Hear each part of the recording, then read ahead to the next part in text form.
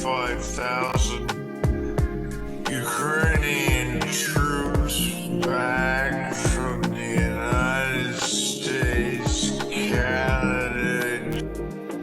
Douglas McGregor, he's a decorated combat veteran, the author of 5 books, a PhD, a defense and foreign policy strategist, a brilliant guy who knows the reality of combat on the ground, but also the theory of war and foreign policy. And we appreciate Colonel McGregor taking time to join us. Welcome, Douglas McGregor.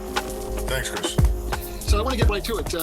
We've talked with other folks who share similar opinions as you and I do, or at least have healthy skepticism about what's going on in Ukraine and what it means for the United States.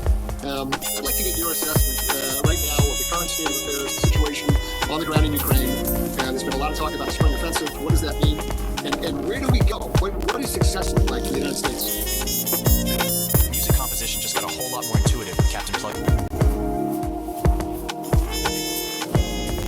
That's a great question. I think that's a question that was not asked in January of 2022 when the decisions were made to do the things we've done.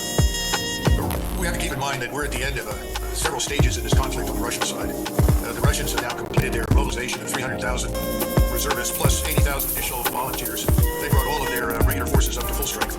Their armaments factories are operating 24 hours a day, 7 days a week, producing all the ammunition and new equipment that they need.